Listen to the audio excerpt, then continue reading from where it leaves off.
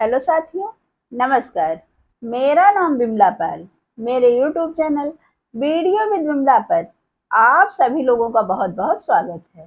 दोस्तों, और बताइए आप लोग कैसे हैं। उम्मीद करती हूँ कि आप लोग ठीक होंगे, स्वस्थ होंगे। दोस्तों, मेरा आप लोगों से अनुरोध है कि अगर आप लोगों ने अभी तक मेरे चैनल को सब्सक्राइब नहीं किया है तो प्लीज़ चैनल को सब्सक्राइब कर दें, लाइक और कमेंट अवश्य करें। और जो लोग चैनल को सब्सक्राइब कर चुके हैं उनसे मेरा यह अनुरोध है कि वीडियो को लोगों में शेयर अवश्य करें। दोस्तों, आज हम फिर आए हुए हैं अपने चैनल पर एक नई कहानी के साथ में। तो चलिए, आप लोगों का अधिक समय न लेते हुए हम आ जाते हैं अपने टॉपिक पर। एक व्यक्ति था जिसके पास 19 ऊँट थे। एक बार उस व्यक्ति की मृत्यु हो गई। मृत्यु होने के बाद जब उसकी जायदाद का बंटवारा करना था तो उसकी वसीयत खोल कर देखी गई। उसमें लिखा था कि मेरे पास 19 ऊँट हैं, उनमें से आधा हिस्सा मेरे बेटे को दे दिया जाए और पांचवा हिस्सा मेरी बेटी को। उसके बाद बचा हुआ जो हिस्सा है मेरे नौकर को दे दिया जाए। यह देख करके लोगों ने जायदाद का बंटवारा करने के लिए गांव के लोग इकट्ठा हुए। जब गांव के लोग इकट्ठा हुए, सबने आपस में बात की। उन्होंने कहा कि अगर आधा हिस्सा बेटे को दिया जाता है तो उसका पांचवा हिस्सा बेटी को और लास्ट का हिस्सा उनके नौकरों को। लेकिन यह कैसे हो सकता है? क्योंकि अगर हम आधा हिस्सा बेटे को देते हैं तब भी इसका मतलब एक ऊँट को काटना पड़ेगा।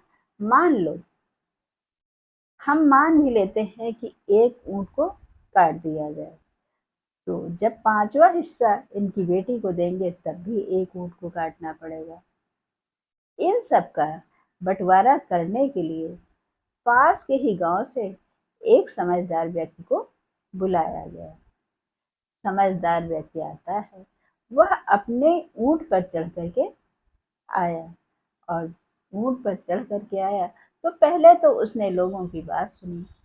फिर उसने थोड़ी देर कुछ सोचा और सोचने के बाद उसने कहा कि ठीक है, अगर ऐसा है ऊँट को काटना पड़ेगा तो मैं अपना ऊँट इनको दे देता हूँ। यह सुनकर के सभी लोग आश्चर्यचकित हो गए और सोचने लगे कि पहली बात तो वह मरने वाला व्यक्ति पागल था जिसने अपनी वसीयत ऐसी लिखी, और उसके बाद जिसको बंटवारा करने के लिए बुलाया गया वह उससे भी पागल निकला, जो कि अपना भी ऊँट दे रहा है। चलो, कोई बात नहीं। फिर सबसे पहले उस व्यक्ति ने क्या किया, उस ऊँट वाले व्यक्ति की वसीयत जो थी पढ़ी, और पढ़ने के बाद आधा हिस्सा अपने बेटे को दे दिया, आधा हिस्सा उस व्यक्ति के बेटे को दे दिया, और आधा हिस्सा देने के बाद फिर उसका चौथाई हिस्सा उस व्यक्ति की बेटी को दे दिया। यानी कि मतलब उस व्यक्ति के बेटे को 10 ऊँट दे दिए और बचा चौथाई हिस्सा, जिसमें से 5 ऊँट उस व्यक्ति की बेटी को दे दिए और बाकी का पांचवा भाग उनके नौकरों को दे दिया। तो उनके नौकरों को 4 ऊँट मिले। उसके बाद उस व्यक्ति ने अपना एक ऊँट लिया और ले करके उसी पर बैठ करके चला गया। दोस्तों, यह रही ना दिमाग की बात। क्योंकि इससे पहले जो लोग बंटवारा करवा रहे थे तो वह यह बता रहे थे कि इस तरह की वसीयत लिखी जिसके कारण ऊँट को काटना पड़ेगा।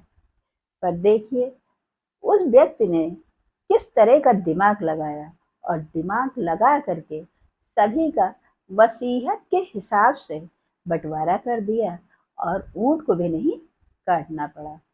दोस्तों, इस कहानी से हमें यह सीख मिलती है कि हमें जल्दबाजी में कुछ ऐसे काम नहीं करने चाहिए। अगर किसी का बंटवारा करना है तो बहुत सोच समझ के और दिमाग से करना चाहिए, ताकि किसी भी चीज़ का कोई नुकसान ना हो सके। दोस्तों, यह रही एक छोटी सी कहानी। कहानी को सुनने के लिए, कहानी में अंतिम समय तक बने रहने के लिए आप लोगों का बहुत बहुत धन्यवाद।